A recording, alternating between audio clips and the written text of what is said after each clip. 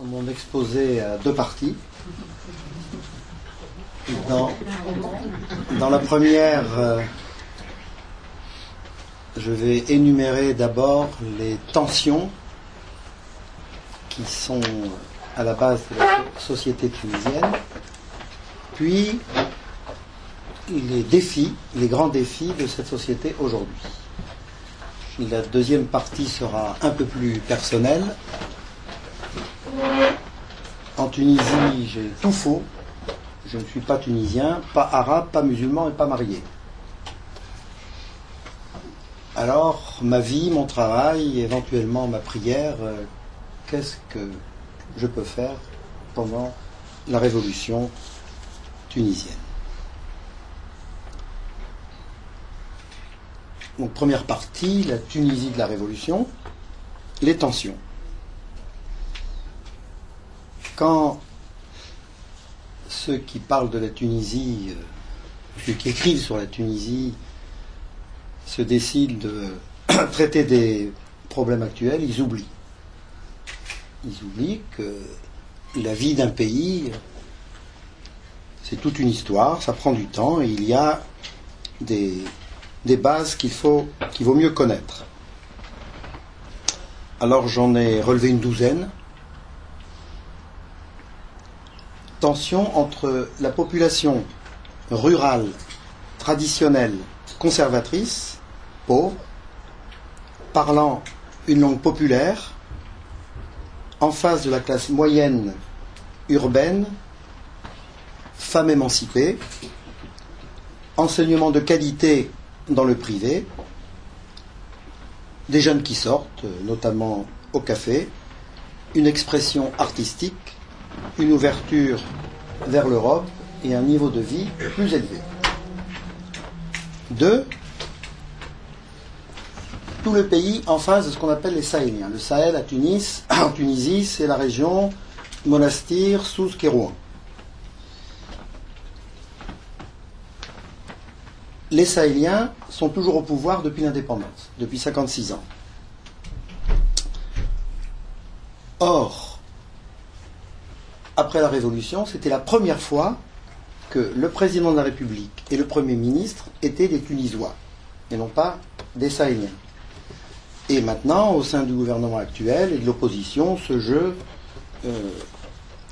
est constamment joué.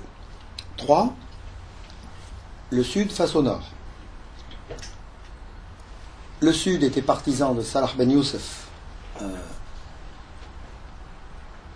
politicien de droite que Bourguiba a assassiné en Allemagne en 1961, et le Nord davantage tourné vers l'Occident. 4. Le syndicat face au parti. Alors, jusqu'à la Révolution, il y avait un seul syndicat, très bien formé, qui à l'origine dépendait de la CGT et puis qui a pris son indépendance. Et petit à petit, le nombre de syndicalistes a augmenté et le nombre de partisans a diminué. Il y avait aussi un seul parti. Le 26 janvier 1978, le syndicat décide d'une grève générale et ça se passe très mal. On ne sait pas combien de morts, mais certainement plusieurs centaines. Parce que ce que ni le syndicat ni le parti avaient prévu, c'est le peuple qui a été l'arbitre et qui a payé. 5.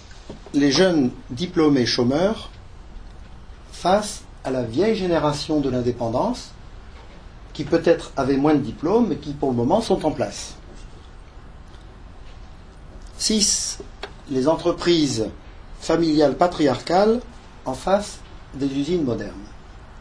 Beaucoup de Tunisiens ont créé des petites entreprises, ils ont eu du succès, l'entreprise a grandi et ils ont toujours voulu la gérer comme si c'était une famille. Et il arrive un moment où il faut passer au niveau supérieur et ça crée une tension.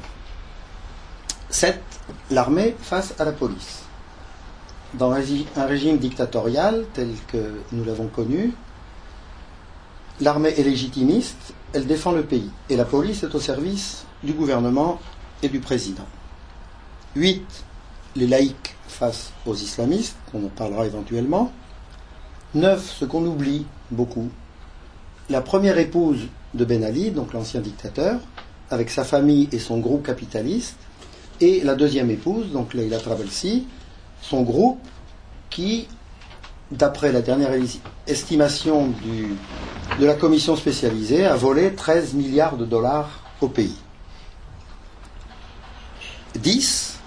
La France en face de l'Italie ou bien des États-Unis. Quand en 1881, le gouvernement français décide de coloniser la Tunisie, il y avait 700 Français et 7000 Italiens. Qu'ont fait les Français? Ils ont commencé à assassiner des Italiens et ils leur ont dit, vous voyez, les Tunisiens vous assassinent, on va venir vous protéger. Et les protéger, ça veut dire les éliminer. Alors maintenant, les États-Unis, pourquoi? Parce que ils ont, pour chaque année, il y a une équipe de chercheurs qui vient préparer des PhD en Tunisie. Alors eux, ils n'ont pas de complexe comme les Français, donc ils ont coupé le territoire en morceaux, ils ont coupé tous les secteurs d'activité en morceaux, et on peut consulter à leur petit centre à Tunis 460 thèses de doctorat sur la Tunisie. 11, on en parlera peut-être aussi, les hommes face aux femmes. Au dernier baccalauréat, 65% des reçus sont des filles. Ce qui est énorme comme proportion. Et puis je donnerai quelques chiffres tout à l'heure à ce propos-là. Et enfin, 12, et on arrive à la Révolution, la vie face au suicide. Dans une société musulmane traditionnelle, dans les villages, personne ne se suicide. Jamais. Parce que tout le monde est toujours pris en compte. Il y a des pauvres, mais il y a des gens malheureux, il y a des fous, tout ça, et ça joue dans le... Comment se fait-il que la révolution tunisienne ait commencé par un suicide?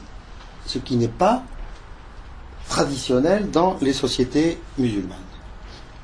Ça, c'était les tensions. Maintenant, les défis. Alors, les défis, il y en a un peu moins, mais chaque paragraphe est un peu plus long. 5 défis. Premièrement, défi politique. Pourquoi 48% des Tunisiens n'ont pas voté au moment, donc, en octobre, au moment des élections, pour l'Assemblée constituante. Alors ça a une conséquence grave, c'est que le parti qui est aujourd'hui au gouvernement ne représente que 23% de l'ensemble de l'électorat, si on fait ce calcul en tenant compte de ceux qui n'ont pas voté. Deuxième chiffre, parmi ceux qui ont voté, il y en a 1 300 000 de voix perdues. C'est-à-dire il y avait 114 partis candidats. Donc, quand Franco est mort, c'était 267. Donc c'est à peu près, ça va à peu près. Et beaucoup d'indépendants qui ont eu moins de 1% de voix, qui sont ruinés parce qu'on leur a prêté de l'argent pour la campagne électorale et qui doivent rembourser. Alors, que faire de ce 1 300 000 ? Est-il possible d'aller les récupérer ? Et de l'autre côté, il y a une majorité de la société civile qui a signé un pacte citoyen. Donc, est-il possible de gouverner dans ces conditions ? Deuxièmement, le défi religieux. Mohammed, le prophète de l'islam, n'avait pas vocation à être chef d'État. Et si l'adoption est interdite par le Coran, c'est qu'il ne voulait pas que quelqu'un de sa famille prétende hériter de la prophétie. C'était la seule raison. Et quand il donnait des ordres, disons, politiques ou d'organisation sociale, il disait toujours « ce n'est pas en ma qualité de prophète que je me comporte ainsi ». Donc, beaucoup de penseurs musulmans disent aujourd'hui il est possible de séparer la religion du pouvoir. Troisième défi culturel. Aujourd'hui, les principaux protagonistes qui sont au gouvernement viennent de l'étranger.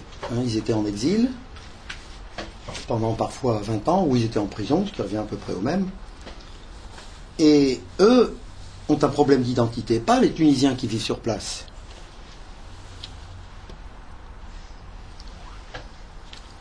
Comment définir cette identité à partir du patrimoine? Y a-t-il dans la mémoire vivante des Tunisiens une référence au passé d'avant l'islam, donc au passé latin du pays?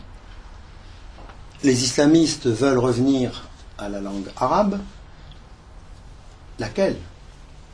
La langue écrite, qui est la même de la Mauritanie à l'Irak, et que beaucoup de gens ne comprennent pas, la langue du Coran, qui est comme le latin pour nous, ou la langue parlée. La langue parlée, celle du peuple, a servi pendant la dictature d'expression de l'opposition. Donc le cinéma, le théâtre, la chanson, le stade, très important. Chaque dimanche, des dizaines de milliers de jeunes se préparaient avec des slogans bien écrits en arabe dialectal et qui mettaient en fureur le président. Mais quand il y a 60 000 jeunes qui crient la même chose, qu'est-ce qu'il peut faire? Il retourne dans son palais. Il dit le match n'était pas bon. Quatrièmement, le défi social. Alors, les islamistes veulent une réforme de l'éducation et des programmes scolaires, disent-ils, conformes à la loi musulmane. Or, les plus grands poètes arabes qui sont étudiés dans le secondaire en particulier sont des poètes bachiques. Ils ont célébré le vin ou même l'homosexualité, l'amour des éphèbes. Tous ces poètes ont milité pour la liberté, y compris la liberté religieuse. Alors, qu'est-ce que vous allez faire de cette énorme littérature?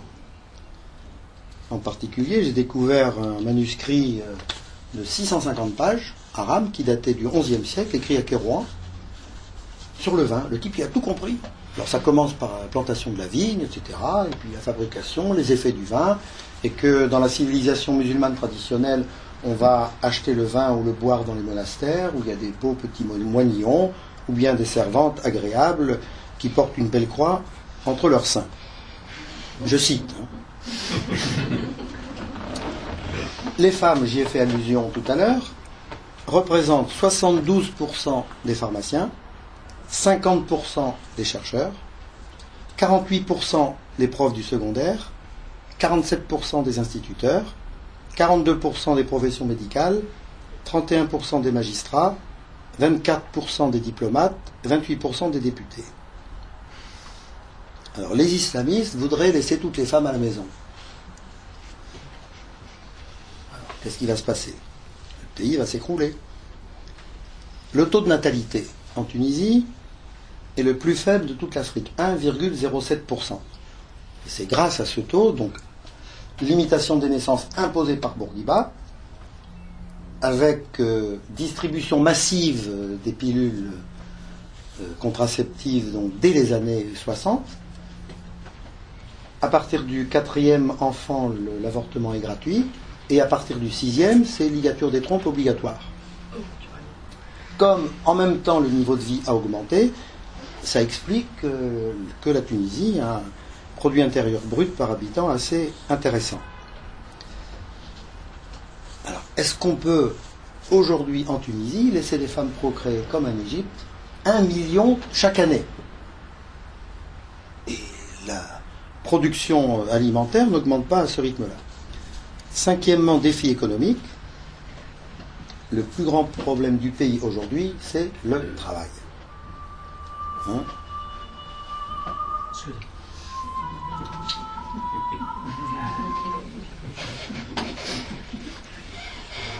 Donc les chômeurs atteignent aujourd'hui 19% de la population en âge de travailler.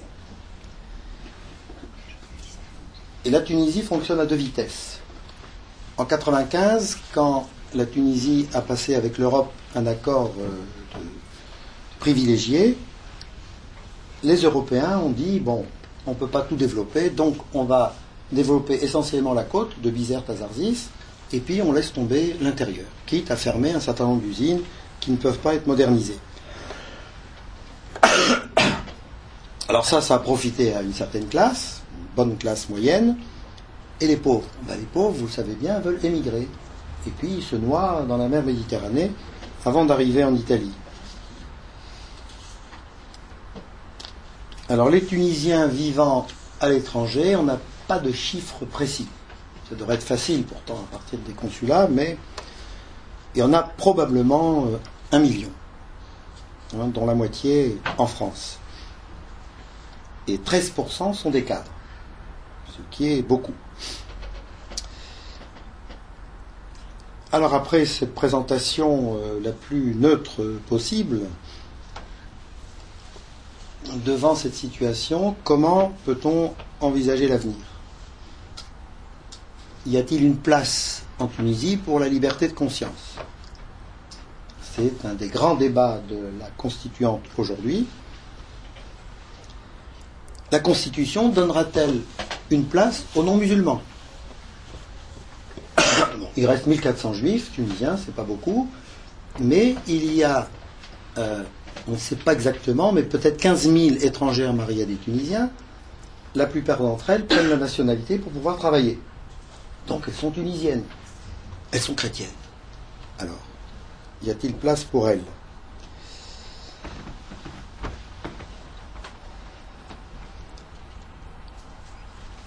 Alors les questions qu'on peut se poser, avant que je parle un peu de ma place dans la Révolution, quelle peut être notre responsabilité d'étrangers dans ce mouvement populaire qui est à la recherche de la liberté. Qu'est-ce que ça veut dire accompagner les Tunisiens en respectant leur liberté ? Et je suis content qu'il y ait ici 2 amis qui viennent de Tunisie, qui ont travaillé au centre culturel, et ils savent très bien ce que veut dire cette question. Donc la deuxième partie, c'est plus personnel, le prêtre dans la Révolution. Alors je vais vivre, travailler, prier, et quatrièmement le poète. Le poète, parce que je considère mon existence comme un poème. Il y a 3 strophes, vivre avec les Tunisiens, travailler avec les Tunisiens, prier avec les Tunisiens. La question, qui écrit ce poème ? Alors on parle beaucoup de dialogue.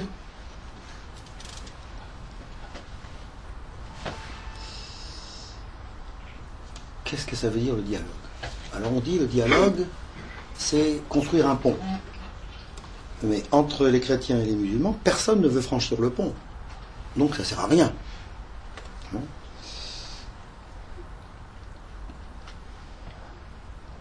Vivre avec les Tunisiens me paraît le prolongement de ce que Jésus a fait en Palestine. Les chrétiens, nous disons que Jésus s'est incarné. Alors on parle beaucoup d'adaptation, même chez les Pères Blanches. Je n'aime pas ce mot, c'est difficile de s'adapter. Mais s'incarner, c'est-à-dire à partir de sa foi, adopter un comportement qui puisse être accepté par les Tunisiens, ça oui. Donc la base de l'incarnation, c'est la langue. Un groupe de Siciliens est venu il y a quelque temps me demander un petit exposé en italien sur Islam et modernité, et puis la question qu'ils posaient, je leur dis mais qu'est-ce que vous voulez savoir ? Ils m'ont dit le minimum pour comprendre la Tunisie. Je dis c'est la langue arabe. Donc, ça c'est clair. Et la langue arabe donne l'accès à toutes les facettes de la société tunisienne. Quand je dis langue arabe, je veux dire la langue tunisienne, c'est-à-dire celle qu'emploient aujourd'hui les informations dans les chaînes privées de télévision en Tunisie. Les chaînes officielles continuent à le faire en arabe littéraire, toujours difficile à comprendre. C'est celle aussi que la société civile a enfin compris qu'elle devait adopter pour parler au public. Quand je suis invité à la télévision, contrairement aux sujets littéraires arabes, contrairement à mes collègues professeurs, je ne veux pas parler en arabe littéraire. Alors, je peux le faire très facilement.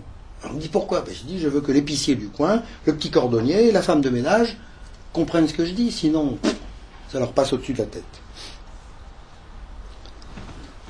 La langue arabe permet justement d'être familier de ce qui se passe au stade, je viens de vous en parler, c'est très important.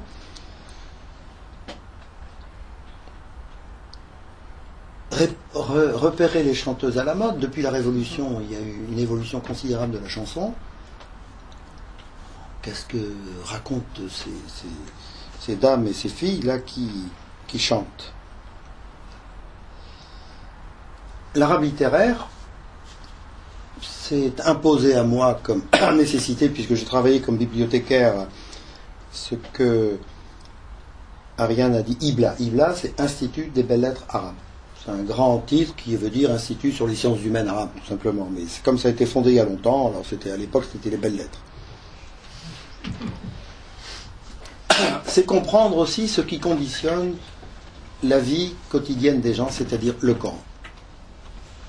En Tunisie, presque tous les prêtres animent des groupes bibliques ou évangéliques. Je revendique le droit d'animer des groupes coraniques. Parce que même les Tunisiens ne connaissent pas. Quand, par exemple, ils exigent que le vendredi soit un jour de congé, c'est pas du tout. Le Coran dit, vous allez à la prière et vous revenez travailler. C'est important de savoir. Concernant le ramadan, concernant les prières quotidiennes, quand des directeurs d'usine me demandent, faut-il laisser les ouvriers partir à la prière du vendredi? Bon, qu'est-ce que dit le Coran? Le ramadan, qu'est-ce que dit le Coran? Or, c'est pas du tout la pratique, ce qu'on appelle la fameuse charia, donc la loi musulmane. Les propos attribués aux prophètes sont aussi extrêmement importants, même s'ils ont été fabriqués après coup, parce qu'ils permettent de voir l'évolution, comment, à partir du Coran, la société musulmane a adapté cet enseignement aux nouvelles exigences. Prétendre aimer les musulmans sans aimer l'islam, c'est de l'hypocrisie. Les musulmans ont été formés par l'islam. Les mystiques extraordinaires musulmans ont tous été formés par le Coran. Donc dire oui, ces mystiques en arrivent à s'identifier à Jésus, ok, mais ils sont partis du Coran. Donc si vous ne le connaissez pas, alors là vraiment vous vous privez d'un instrument extrêmement précieux pour saisir ce qui se passe. Dans le langage courant, les citations du Coran sont constantes. C'est la pagaille, mettons, à la poste, depuis qu'ils ont épuisé les petits chiffres, là, comprenez. Bon, vous sortez un petit verset du Coran, les gens commencent, bon, ça ne dure pas longtemps, mais au moins, ils se mettent en file. Le policier m'arrête parce que, comme d'habitude, un excès de vitesse, même quand j'étais en 2 chevaux, bon, je lui sors un beau verset du Coran, etc. Voilà, comme ça, bon. Alors, c'est pas pour ça qu'on l'apprend, mais ça peut être utile. Donc vivre avec les Tunisiens, c'est se perfectionner avec eux dans leur culture. Donc, comprendre le théâtre, le cinéma et l'ensemble de leurs moyens d'expression. Et ça facilite les rencontres que j'ai le soir avec les familles, parce que bon, à midi tout le monde travaille, donc 4 ou 5 soirées par semaine, je vais dans des familles que je connais, riches ou pauvres, de gauche ou de droite, athées ou fondamentalistes, opposants politiques ou membres du gouvernement, jeunes et vieux, femmes et hommes. Connaître l'arabe, c'est un peu la carte de visite pour tout cela. Et la connaissance de l'arabe m'a ouvert beaucoup de portes quand, pendant 6 ans, j'ai visité les prisonniers étrangers dans les établissements pénitentiaires tunisiens. Puisque j'ai passé plus de temps avec les fonctionnaires qu'avec les prisonniers, donc il était quand même important de bien connaître l'arabe. Ça, c'était vivre. Deuxièmement, travailler avec les Tunisiens. C'est la deuxième strophe de mon poème, c'est un peu plus difficile. Parce que nous avons des crânes carrés et les orientaux ont des crânes ronds. Alors, on va faire marcher les deux ensemble. En particulier, nous fonctionnons beaucoup en Occident dans l'anticipation et les orientaux fonctionnent dans l'improvisation. Et quand j'étais responsable de cette bibliothèque puis de la revue que nous publions sur les sciences humaines dans le monde arabe, c'était difficile. la conception du temps est différente. Je n'ai pas besoin de vous faire de croquis, vous le savez bien. Le rôle de la parole, du verbe. Ma mère m'a appris qu'on parlait pour définir un objet. Un oriental, un arabe, parle pour établir une relation. Alors les colons disaient, les arabes sont des menteurs. Ils n'ont rien compris. Le Tunisien à qui vous posez une question, il va se dire, qu'est-ce qui va lui faire plaisir? Parce que l'important, c'est la relation. Donc ce n'est pas un mensonge, c'est une manière de concevoir l'existence. Le marchandage dans les souks, c'est pas du tout pour nous rouler, au contraire. Un jour j'étais pressé, j'avais quelque chose à acheter. Alors le commerçant me dit, mais tu es fâché? Tu discutes pas? Oui, c'est une manière de faire. Alors si on ne connaît pas l'arabe, évidemment, ça c'est un peu embêtant. Alors dans mon travail, l'ensemble du personnel de l'Institut était tunisien. Dans la revue, le comité de lecture dit tunisien, 5 hommes, 5 femmes, la secrétaire tunisienne aussi, le responsable des finances tunisien. Et les articles écrits dans cette revue étaient très majoritairement envoyés par des Tunisiens. Ma spécialité de critique littéraire et d'historien de la littérature m'a mis en contact avec tous les écrivains tunisiens et j'ai lu leurs productions. Ça représente, depuis l'indépendance, 600 romans. Mais grâce à cette lecture, ça me permet d'être à l'aise dans tous les colloques qui sont organisés sur la littérature tunisienne. Et, en particulier, j'ai été invité par le doyen d'une des plus importantes facultés de Tunis, celle de Manouba, à prononcer une conférence dans le grand amphithéâtre, 450 étudiants, 60 profs, et le sujet était « Influence des événements politiques sur la littérature tunisienne contemporaine ». Il m'a invité parce qu'il a dit « il n'y a que toi qui peux traiter ce sujet ». D'une part parce que tu as tout lu, deuxièmement tu n'appartiens à aucun courant, aucun groupe, ni aucun parti, et troisièmement tu es un homme libre. Ça m'a fait plaisir parce que c'est ce que j'essaie d'être dans mon travail. Allier rigueur et bienveillance, c'est ce que j'ai essayé de faire pendant toute cette existence de travail. Et ainsi, j'ai pu devenir le témoin sympathique des réalités locales, du monde arabe et de l'islam. Il y a assez de gens qui disent du mal des musulmans pour que je puisse revendiquer le droit d'en dire du bien. Cette connaissance aussi m'a amené un jour à prononcer une petite conférence très étonnante.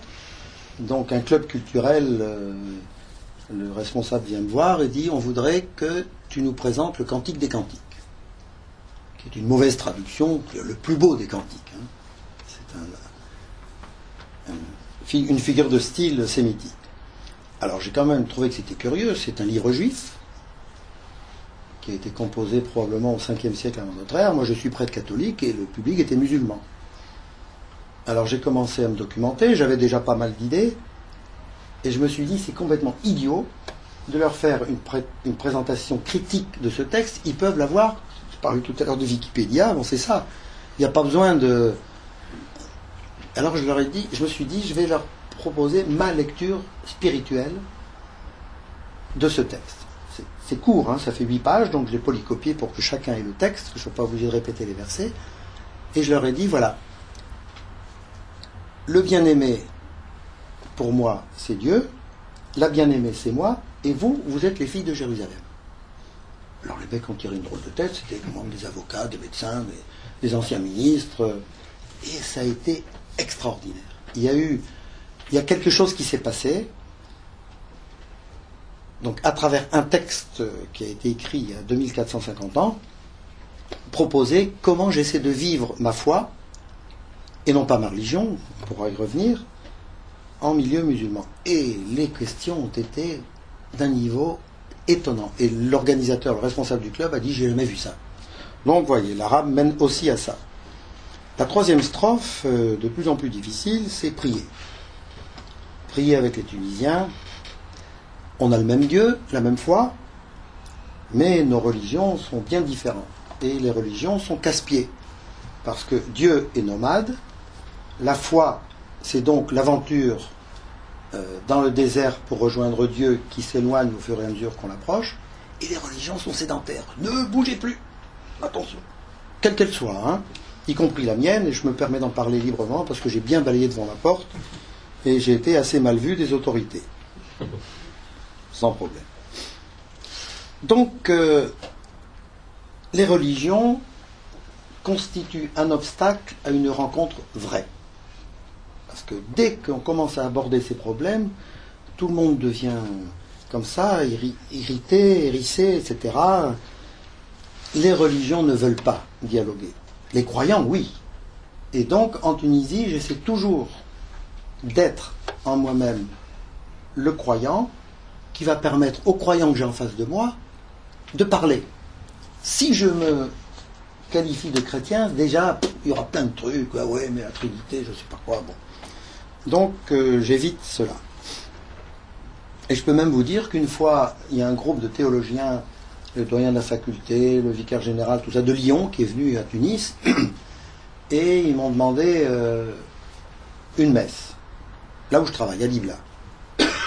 Bon, je me suis dit, ces mecs-là, ils viennent, c'est quand même des gens sérieux, je ne vais pas me contenter de célébrer la petite messe habituelle, comme ça, dont les trois quarts des textes ne veulent rien dire, que personne ne comprend.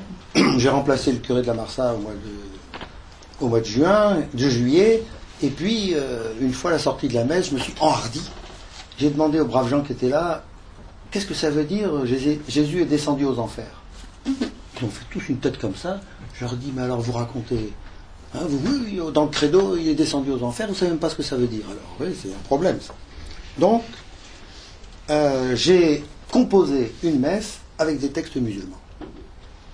Donc, les prières habituelles, les prières du pèlerinage, des extraits de mystiques, etc. Bon, sauf, bien sûr, l'évangile et la consécration, tout le reste, c'était des textes musulmans. Alors, j'aurais quand même demandé la permission, je ne voulais pas les provoquer, et à la fin, je leur ai dit alors, eh ben, ils n'ont rien trouvé à dire, parce que tous les sentiments spirituels que nous essayons d'exprimer à la messe existent dans les prières musulmanes. Donc pourquoi on se bagarre? Voilà le problème. Pendant les mariages et les funérailles, très volontiers, je récite le Fatiha, donc c'est le premier chapitre du Coran, ou d'autres versets qu'on récite habituellement.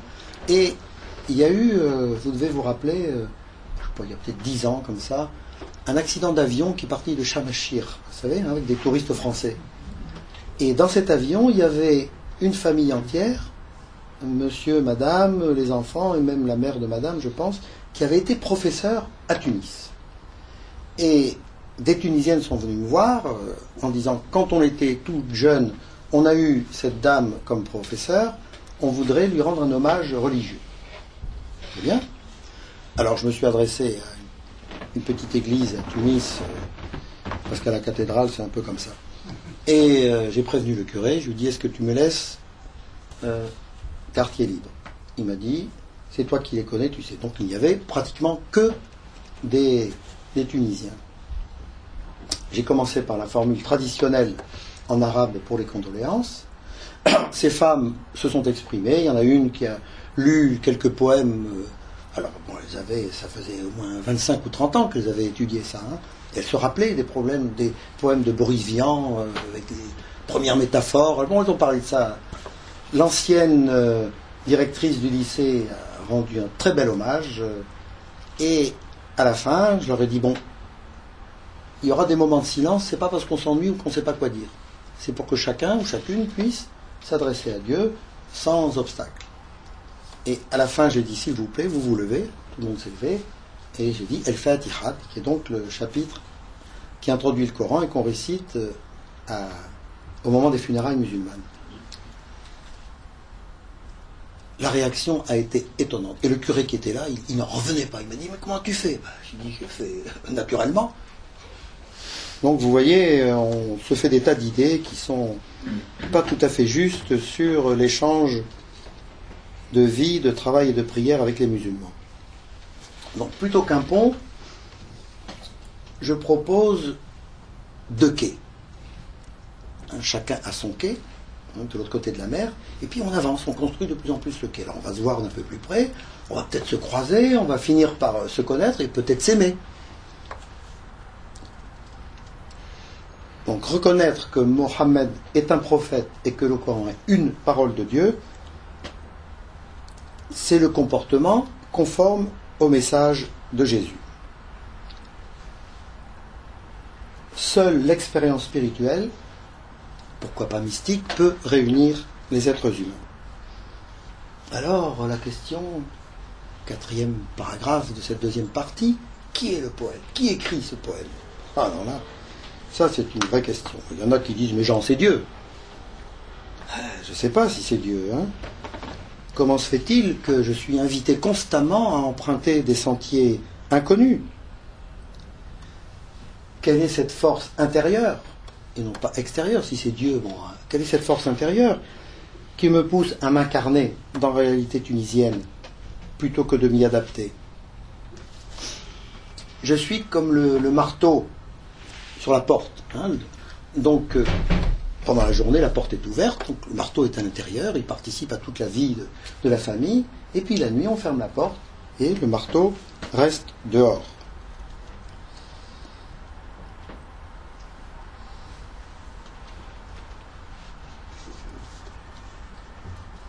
Ce qui me permet probablement d'être à l'aise, c'est la liberté. Et cette liberté, je l'ai acquise grâce à Jésus. Jésus était un homme libre, libre par rapport à sa religion, par rapport aux autorités politiques, par rapport à sa famille, par rapport à ses disciples. Si je suis disciple de Jésus, je dois faire la même chose, me comporter en homme libre. Et si je suis un homme libre, je dois résister à toutes les déformations reçues à l'école, au collège, au séminaire, ou encore aujourd'hui par les lettres qui nous sont envoyées du Vatican.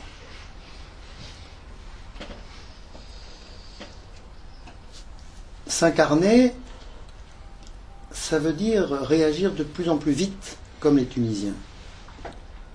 Souvent on me dit, mais oui, après 56 ans en Tunisie, tu es devenu Tunisien. Non, il faut être honnête, c'est pas vrai. Je ne suis pas Tunisien, et je ne le deviendrai jamais, même si je le souhaite. Il y a en moi quelque chose d'occidental, de français, de chrétien, qui fait que je réagis tout de suite un peu autrement, mais maintenant peut-être un dixième de seconde me suffisent pour réagir comme les Tunisiens.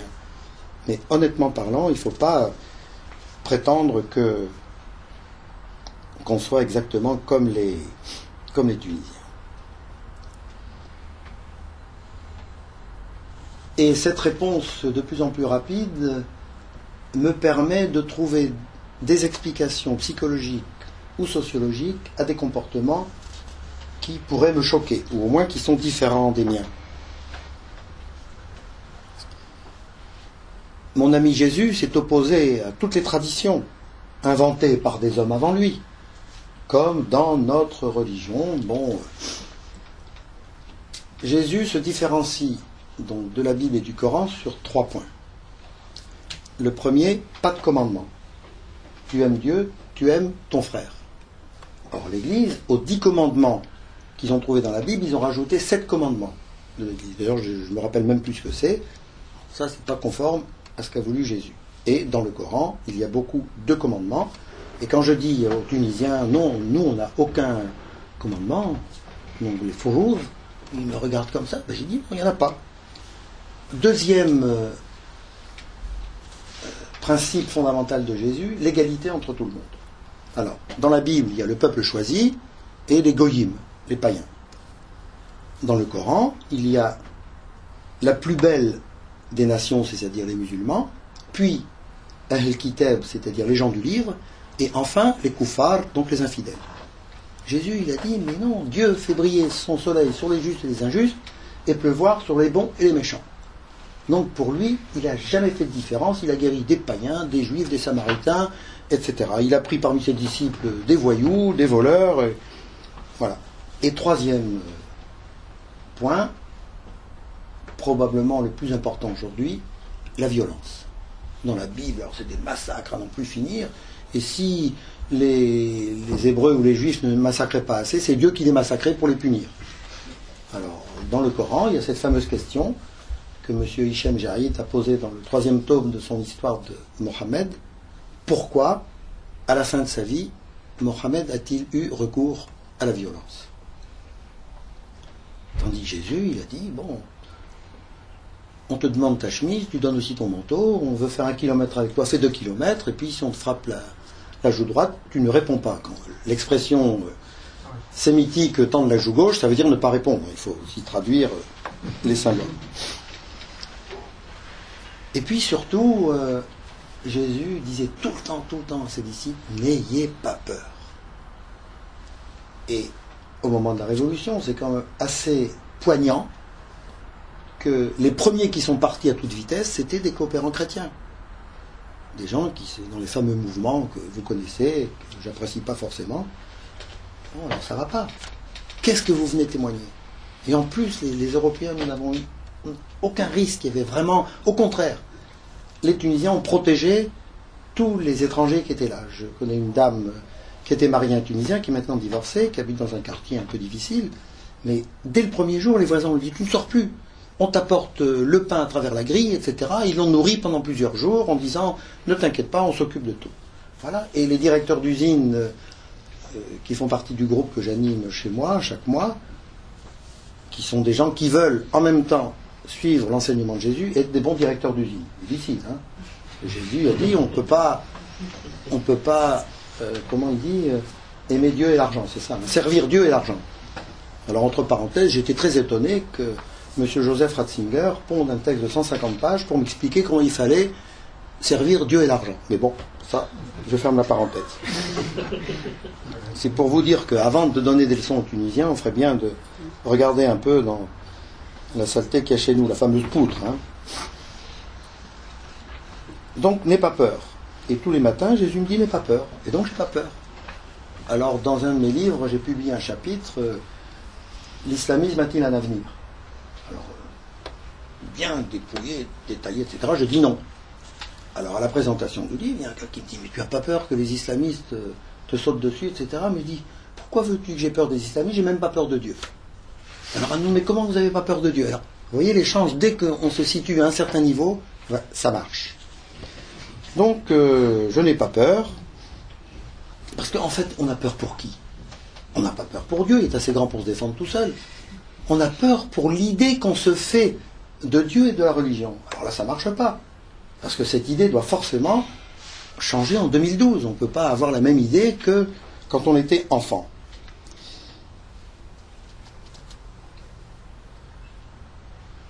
Donc Dieu m'a créé libre, si je crois en Dieu, et Jésus me rappelle que c'est la liberté d'aimer. Et c'est là, peut-être, qu'est le secret de mon existence. Donc, je dois être le témoin de cet amour. Non pas le proposer, c'est évident, mais que ça transparaisse par mon comportement. Je peux vous livrer une petite anecdote, il n'est pas trop tard, ça va. En été, donc les portes sont ouvertes, et moi je suis pieds nus dans mes savates, donc j'arrive dans une famille que je connais bien. Il y avait le petit gamin, le petit-fils qui était en train de jouer aux cartes par terre. Alors il me dit, tu joues avec moi? Bon, je commence à jouer. Bon, les parents étaient là, on se salue, et au bout de 20 minutes, la grand-mère arrive. Cette grand-mère est illettrée, et avec elle, je n'ai jamais parlé de religion. Avec les parents, très rarement, sauf une fois, ils m'ont demandé de les aider pour comprendre une leçon du coranique, du programme de l'enseignement tunisien. Et cette femme dit à ses enfants, comment Jésus était là et vous ne me l'avez pas dit? Autrement dit, sans un mot, par 30 ans de présence, cette femme, elle a compris. Alors je me dis, voilà, ça, c'est là le secret. Un autre exemple aussi étonnant, je rentre dans une librairie, puisque je vendais la revue Libla, et puis il y avait une cliente, ou une dame, une copine, une libraire qui était là, il me présente, et il dit Mishket. Alors Mishket, c'est un prénom très rare en arabe. Mishket, c'est un terme coranique qui désigne la petite niche que les moines chrétiens creusaient dans les rochers où ils étaient en ermitage, où ils mettaient de l'huile d'olive avec une mèche pour qu'elle serve de repère pour les caravanes qui allaient de la Mecque à Damas, et que Mohammed, bien sûr, a rencontré. Et cette niche de lumière, Mishket el-Anwar, c'est devenu le symbole pour tous les mystiques de la lumière divine dans notre cœur. Alors j'explique à cette brave dame, elle fait des yeux comme ça, bon, ne savait même pas que son nom voulait dire que c'était aussi beau, son prénom. Alors elle me regarde comme ça, elle me dit, vous n'allez quand même pas me dire que vous êtes moine? Je dis si, parce qu'il faut, dans l'ignorance, il ne faut pas. Elle me dit, quand vous êtes rentré dans la librairie, j'ai senti la lumière de Dieu qui venait m'éclairer. On ne peut pas l'inventer. Hein? Donc ça ne sert à rien de prêcher. Saint François d'Assise disait, il faut être tout le temps témoin de l'évangile et de l'amour de Dieu, et parfois en le disant. C'est quand même un type bien, Saint François d'Assise. Pas me reprocher de citer. Comment voulez-vous que les musulmans aient envie d'entendre parler de l'amour de Dieu si je suis prisonnier de mes rites religieux? Pour quelqu'un qui ne connaît pas une messe, c'est insipide avec ce vocabulaire sur le salut, puis tous ces dogmes les plus invraisemblables. Voilà. Hein? Donc les musulmans m'obligent à vérifier que c'est bien l'évangile d'amour que je mets sur le lampadaire, et non pas ma conception religieuse. Donc qu'est-ce que je fais dans la révolution tunisienne? Je suis là. Comme je vous ai dit tout à l'heure, beaucoup d'Européens ont taillé la route. Je suis là et je reçois ce cadeau extraordinaire de vivre au milieu d'un peuple qui se bat pour sa liberté. C'est rare, c'est intéressant. C'est une étape décisive dans l'histoire de ce pays. Bon, il y aura beaucoup de balbutiements, ça va aller dans tous les sens. Mais, voilà, je reçois ce premier cadeau. Je reçois un deuxième cadeau, surtout des Tunisiennes, donc de ces personnes qui commencent à prendre conscience qu'elles peuvent réaliser quelque chose. J'ai beaucoup de copines qui sont profs d'arabe, puisque j'ai fait ma licence d'arabe à Tunis, qui ont vécu comme ça, tranquillement en enseignant, et puis maintenant elles se disent, mais voilà, je peux être un membre actif de cette société. Et elles commencent à se réunir, à participer à la société civile, éventuellement à agir sur Facebook, et peut-être que je vais m'y mettre, même si j'aime pas beaucoup. Je vais vous donner pour ça deux exemples. Le premier, c'est une femme qui habite Mvilla. Mvilla, c'est à 600 km de Tunis, dans le Grand Sud, où il y a une mine de phosphate. Elle dit, on n'a plus d'eau potable. Hop, sur Facebook, toutes ces braves dames commencent à se mobiliser. Pourquoi? Alors elle délègue quelqu'un là-bas sur place pour aller à la Société des eaux pour dire pourquoi il n'y a plus d'eau. Et ils disent parce qu'on n'a plus d'électricité. Hop, alors ils vont à la Société d'électricité. Pourquoi vous n'envoyez plus d'électricité à la compagnie des eaux? Parce qu'ils ne nous ont pas payé, etc. Eh bien, en 48 heures, l'eau est revenue. Grâce à Facebook. Donc je me dis quand même là, et exclusivement des femmes. Deuxième fait, alors plus politique celui-là, le gouvernement en perte de vitesse décide d'organiser un meeting. Soi-disant les fameux sittings, là. Et c'était cousu de fil blanc, et le leitmotiv, le refrain, c'était Ekbes, c'est-à-dire serre les anciens militants du parti au pouvoir pour les foutre dehors. Et c'était cousu de fil blanc, c'était uniquement parce qu'ils voulaient montrer qu'ils... Alors, sur Facebook, on a commencé à s'animer. Non, il ne faut pas y aller, ça ne marche pas, c'est... Imaginez dans un meeting contre le gouvernement, c'est les ministres qui vont parler. Alors, pour finir, il y avait 350 personnes. Alors, il me dit, peut-être que Facebook, ça vaudrait la peine que je m'y mette. Bon, je choisirais un pseudonyme, je prendrais mon totem de scout, taupe tapageuse, donc ça va très bien. Voilà, hein, il faut avoir un peu d'humour, et je ne pense pas que les Tunisiens vont trouver que c'est moi.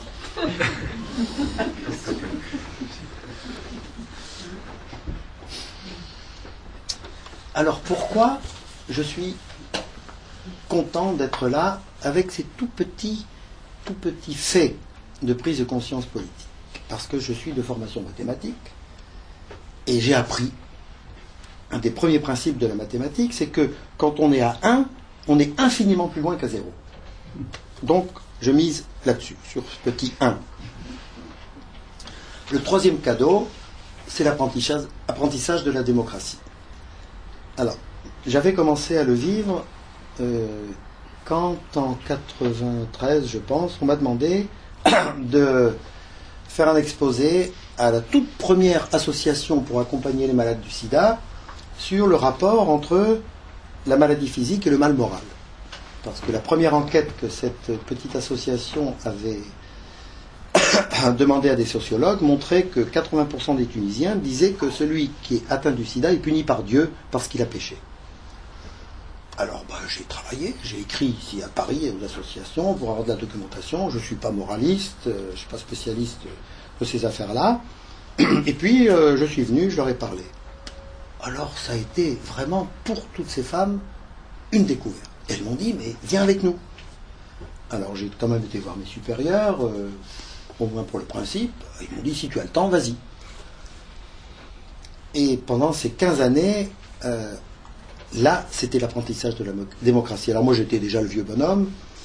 Et comme on était sérieux, on a eu beaucoup de possibilités financières. Ces associations à l'étranger ne voulaient pas donner l'argent au gouvernement parce qu'il passait dans la poche ou des ministres ou des médecins. Et on a été invité à des tas de congrès, à Dakar, à Tokyo, je ne sais pas où, au Mexico. Donc ces braves jeunes assistants en médecine, ou ces infirmières, ou toutes ces braves mères de famille, qui étaient dans l'association, il y avait très peu d'hommes. Se bousculer au portillon, oui. Alors, moi j'ai laissé discuter, mettons, il y avait 3 candidats et candidates.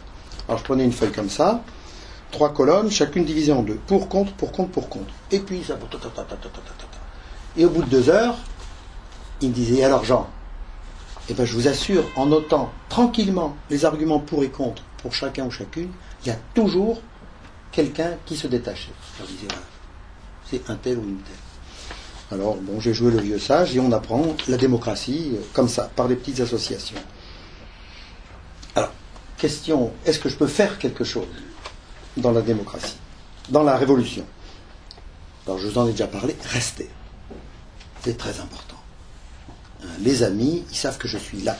Et 2 ou 3 jours après le déclenchement de la Révolution, j'ai continué à circuler, quitte à dormir chez mes amis pour ne pas provoquer le couvre-feu. Restez là. Jésus, pendant 30 ans, il a vécu à Nazareth sans rien dire. Travaillé avec son père, là. Ou comme les moines de Tibérine, ils ont passé toute leur vie, ils n'ont jamais rien dit. Et Dieu sait le témoignage qu'ils ont pu porter. Deuxième rôle éventuel, je ne prétends pas dire que c'est ça qu'il faut faire, le pardon. Il y a eu beaucoup d'exactions pendant les dictatures, beaucoup de corruption, beaucoup de népotisme, beaucoup de règlements de compte, etc. Qu'est-ce que ça veut dire pardonner? C'est pas facile, pas du tout évident, mais Jésus nous a dit, vous pardonnez à l'infini. Donc, pas oublier, pardonner. Quitte à s'adresser à des psychologues ou des thérapeutes ou des psychanalystes pour nous aider. Excusez-moi, je vais boire un petit peu. Mais j'ai fini.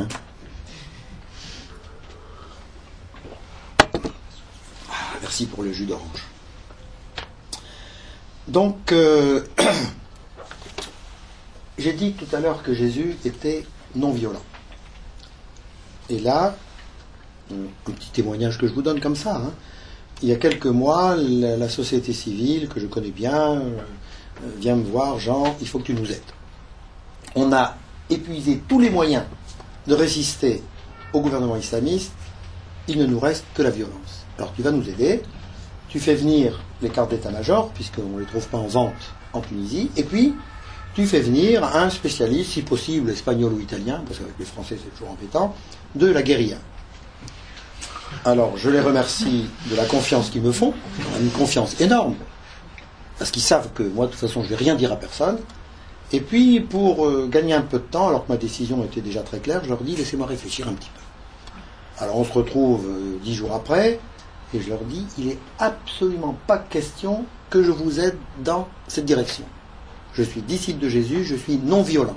En plus, vous êtes des apprentis, vous n'avez jamais tenu un fusil entre les mains, alors que ma génération, malheureusement, on a fait la guerre d'Algérie, donc on sait quand même à peu près ce que c'est une saloperie. Et, en revanche, plutôt que de vous lancer dans cette impasse de la guérilla, il y a des institutions en Occident qui sont spécialisées dans les révolutions non violentes. En particulier le fameux Institut Einstein à Boston, qui a une section en Serbie, et cette section de Serbie est responsable pour le Maghreb. Alors j'ai imprimé moi-même à partir d'Internet un de leurs livres, et je leur dis, vous lisez ces chapitres, Alors c'est des gens qui ont aidé la révolution orange en Ukraine, la révolution en Thaïlande, qui ont formé les webmasters égyptiens, etc. C'est quand même des gens intéressants et sérieux. Alors après, ils sont venus me voir et ils m'ont dit merci. Là, tu nous as fait éviter une grave erreur. Alors maintenant, envoie-nous un type qui est spécialiste là-dedans. Alors j'ai écrit en Serbie, ils m'ont donné le nom d'un monsieur de Chambéry, et avec qui ils sont en relation, et maintenant je me retire, c'est leur problème. Donc, on peut être aussi aidé à la prise de conscience de la possibilité de la révolution non violente. Alors, est-ce que cette possibilité peut fonctionner dans un pays arabe? Je l'espère, j'attends. Alors la conclusion. La conclusion, c'est que tous les êtres humains escaladent la montagne de Dieu, et quand on escalade une montagne, on ne voit jamais ce qu'il y a de l'autre côté. Il faut attendre d'être au sommet pour le savoir. Donc les juifs vont par ici, les musulmans par là, les chrétiens par là, les bouddhistes de l'autre côté. Alors plutôt que de monter avec les chrétiens, je me suis dit, moi je vais faire le tour du pied de la montagne et je vais monter avec les musulmans. Alors quand je suis fatigué, c'est eux qui me soutiennent, quand ils en ont marre, c'est moi qui les encourage, et on essaie de grimper ensemble et cette montagne. Parce que je suis sûr qu'en arrivant au sommet, on verra que tous les autres, ils ont fait la même démarche, sauf qu'ils sont restés tout seuls entre chrétiens, alors que moi j'ai bénéficié de l'appui et de la richesse des musulmans. Ma blessure, c'est justement d'être prêtre au milieu des musulmans. Parce que, comme je vous ai dit tout à l'heure, j'ai tout faux. Et ça reste. Et je veux être fidèle à mes engagements, donc je vais continuer. Probablement que c'est pour cette blessure que je suis venu dans le monde. Chacun a un destin unique. Et ce que je dis tout le temps quand je fais des conférences publiques en Tunisie, par exemple, la plus récente, c'était à la faculté des sciences, religion et sciences. Alors, bon, il y a eu tas de questions, etc. Je leur dis, ne regardez jamais votre voisin ni votre voisine. Si vous croyez en Dieu, parce qu'ils disent toujours, nous on croit en Dieu, bon, Dieu vous a créé unique. Donc vous avez quelque chose à faire que personne d'autre ne fait. Et peut-être que je suis venu dans ce monde pour porter cette blessure. Alors, je ne fais pas encore partie de la famille, mais je sais qu'il m'aime beaucoup. Merci de votre attention.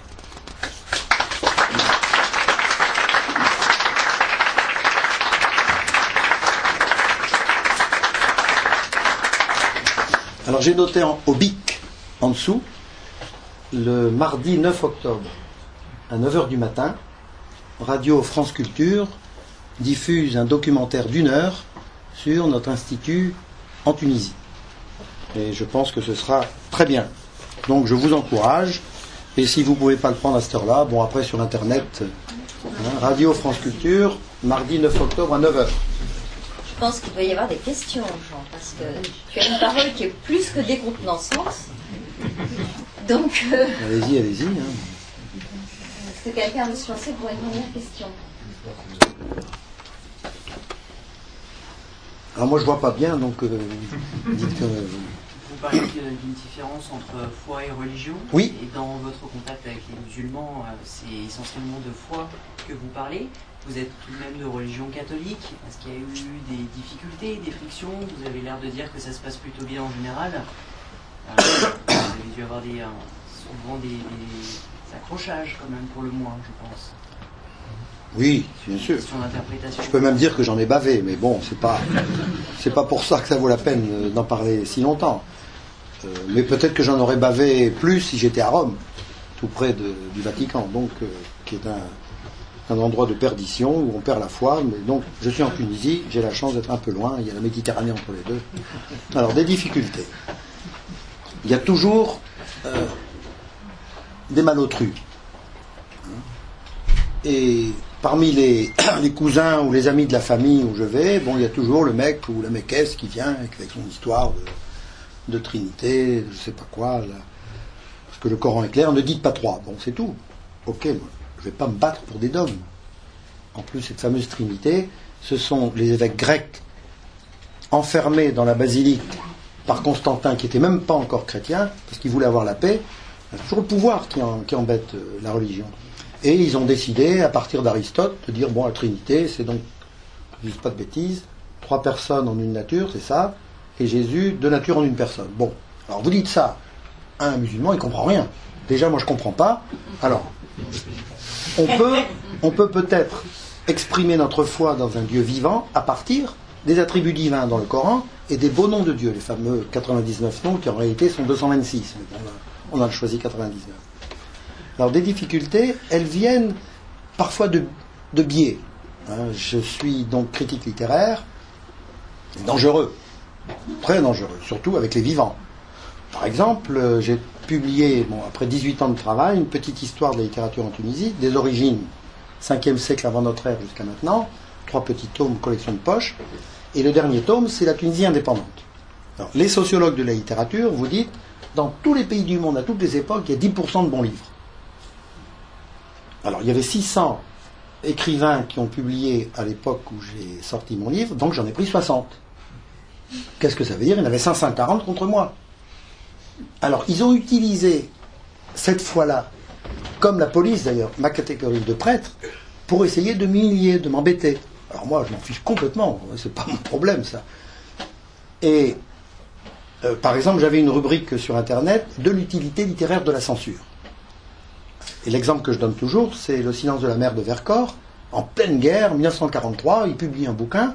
Alors, officiellement, il est beau, il est intelligent, il est mélomane, il connaît la littérature française, il connaît bien le français, etc.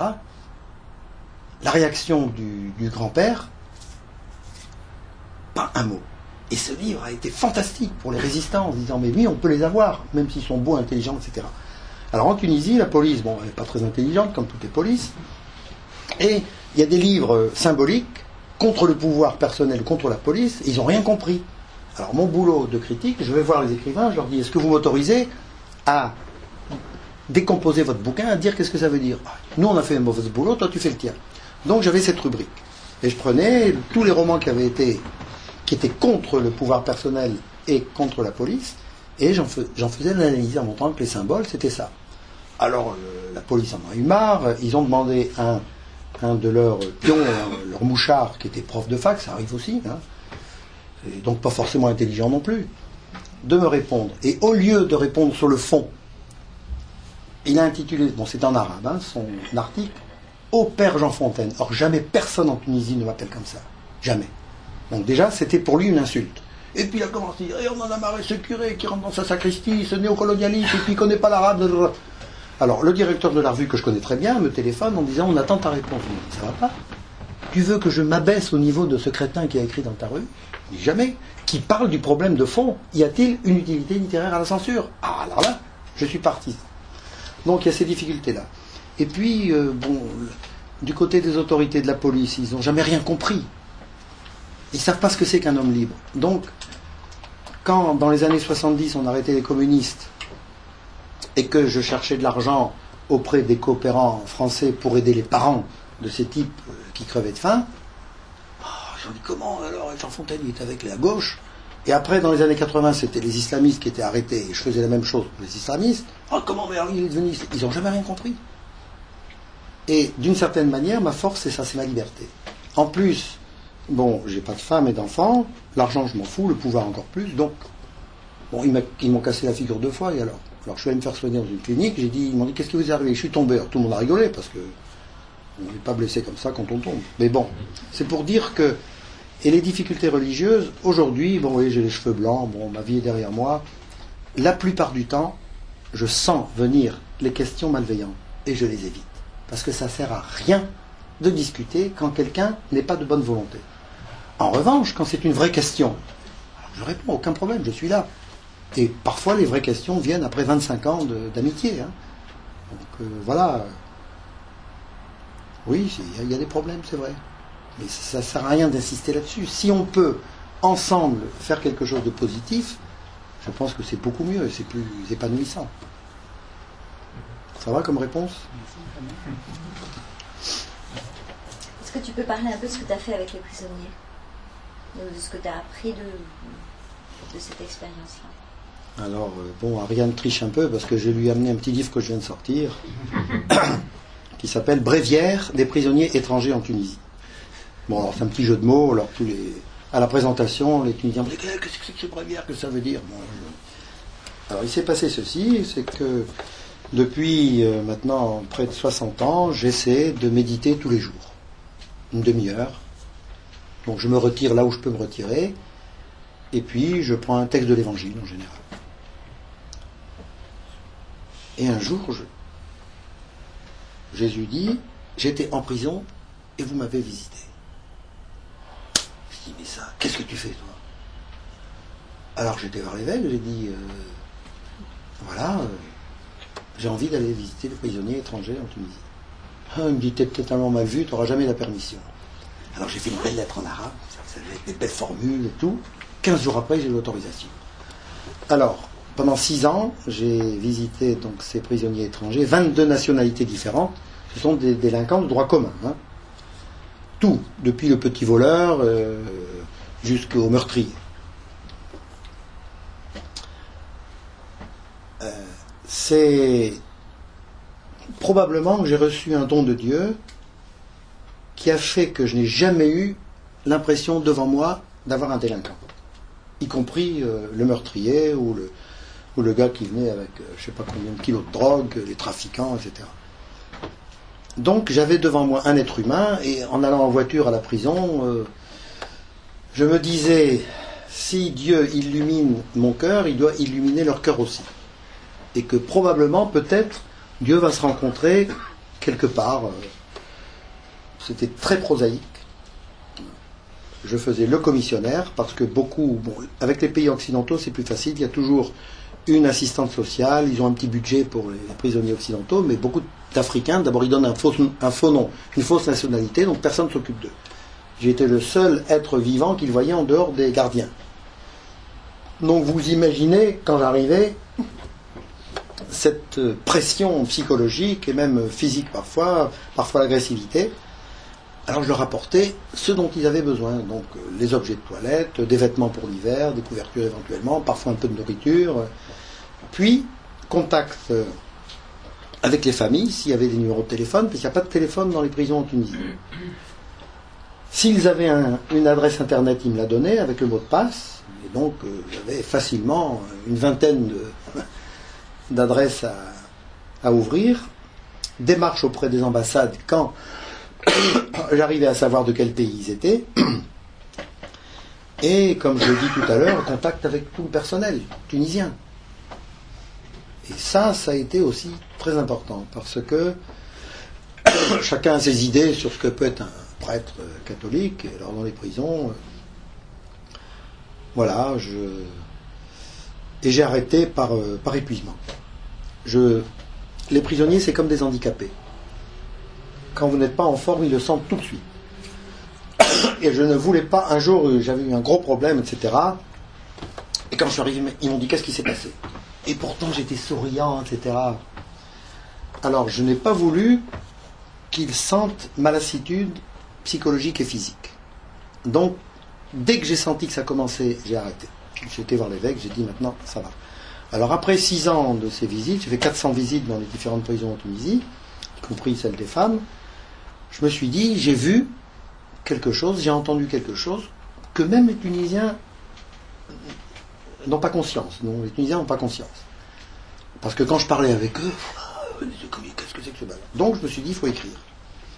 J'ai commencé à écrire, et puis au bout de 80 pages, c'était pas ça. Donc j'ai jeté le brouillon, je l'ai effacé de l'ordinateur, et j'ai composé ce petit livre que j'ai amené, qui est comme un dictionnaire.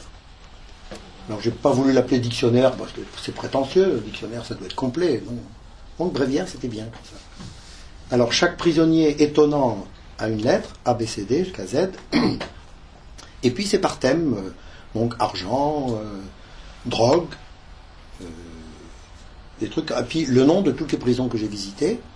Et pour me dédouaner, donc je pars du plan que Google Earth me donne, parce que c'est interdit de photographier, interdit de parler de tout ça, mais un jour j'ai dit...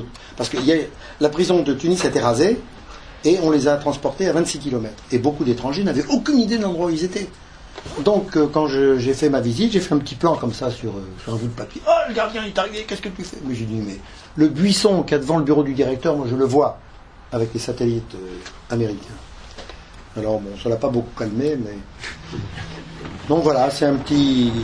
Et la présentation qui a eu lieu le samedi avant que je ne vienne ici, donc il y a 10 jours, a été pour moi très étonnante. Parce que ceux qui sont venus représentaient toutes les étapes de ma vie en Tunisie. Et là, je dois vous avouer que j'étais complètement estomaqué.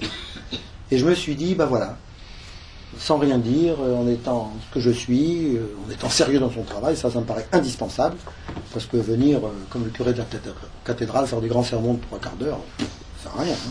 Mais bosser avec les gens, vivre avec les gens, à ce moment-là, on devient crédible. Et si un jour ils me posent une question que je réponds, leur oreille est attentive. Il faut du temps, beaucoup de temps. Bon, voilà pour les prisons. Je pense qu'on pourrait te demander une dernière chose quand même sur la façon dont tu sens les choses en ce moment, la situation politique. Tu sais bien qu'on est en désinformation permanente, on ne sait pas ce qui se passe vraiment. Donc je crois que l'attente est beaucoup là-dessus.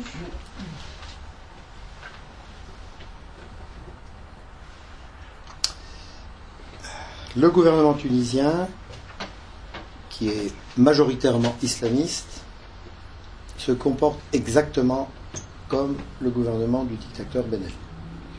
Hein, j'ai fait allusion tout à l'heure, même corruption, même népotisme, la justice au pied et la police au service du gouvernement et non pas au service du peuple. Alors, le peuple a pris conscience de cela, très attentif, et dès qu'il y a un abus, bon, tout le monde commence à protester. Ça ne veut pas dire que le gouvernement change beaucoup, mais ça, c'est la plaie. Et c'est l'échec. Ils ont promis 1001 choses, surtout du travail à tous les chômeurs, et ils n'en ont pas trouvé. C'est pas comme ça qu'on fabrique des usines. Donc, de ce point de vue-là, ça paraît... On dit à quoi a servi la révolution. Alors, je vais essayer de vous dire à quoi ça a servi. D'abord, on est libre de parler, et on est libre après avoir parlé. Très important. Donc, tous ces abus... quand ils sont vérifiés, sont immédiatement diffusés sur les réseaux, y compris un certain nombre de petits sites qu'on peut facilement ouvrir, et les gens protestent, et le gouvernement, jusqu'à présent, a toujours reculé.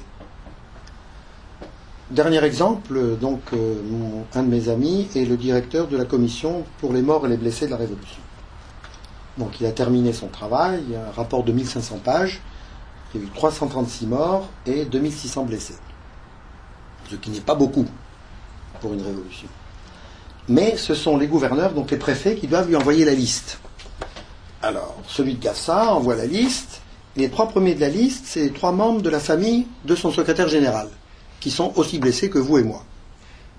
Alors, dès que la liste parvient à la commission, elle la diffuse, et le bon peuple, comme on dit en arabe, Charles el-Karim, coince le gouverneur dans son bureau en disant « Si tu n'enlèves pas ces 3 noms, on porte plainte contre toi au tribunal administratif. » Or, il faut savoir que le tribunal administratif en Tunisie a toujours fonctionné de manière indépendante. Ça paraît étonnant. Je pourrais vous donner des exemples justement à propos du mariage des Tunisiennes, donc musulmanes avec des chrétiens. Alors le type, il a eu peur, il les a enlevés. Donc voilà, ça c'est nouveau. Du temps de Ben Ali, bon, on n'aurait rien pu faire. Autre chose aussi, on parle beaucoup donc des salafistes. Salafistes, c'est l'aile droite extrémiste des islamistes. Le mouvement islamiste en Tunisie a commencé en 1968 à partir d'une association pour la sauvegarde du Coran qui a été créée par le gouvernement. Ils ont commencé à partir de cette petite association. En 1979, ils ont tenu leur premier congrès clandestin, et j'ai eu la chance d'avoir les textes originaux en arabe du statut de leur mouvement, qui a été créé officiellement en 1980, un mouvement de la tendance islamiste qui est devenu un Arda, donc la Renaissance aujourd'hui. Alors, dans ce premier document privé, on retrouve exactement le plan de la fondation des frères musulmans en Égypte en 1926, à savoir une action sociale proche du peuple, avec beaucoup d'initiatives, et puis une milice. Au cas où, c'est-à-dire une milice qui serait prête à prendre le pouvoir par la force. Bon, quand les dirigeants islamistes vous disent non, non, nous, ce sont des menteurs, excusez-moi, mais il faut être clair. La preuve, c'est que le Premier ministre actuel était chef de la milice tunisienne au moment des attentats contre l'hôtel de Sousse et de Monastir en 1991, et contre ils ont tué un gardien du parti à Babsouira, à Tunis, en 93. Peut-être les dates ne sont pas justes, mais peu importe. Bon. Un des dirigeants du mouvement, le Cheikh Mourou, tout de suite est parti. Il a dit non. Si on commence à tuer les gens, c'est fini. Mais M. Jbeli, qui est Premier ministre aujourd'hui, n'a jamais condamné ces attentats.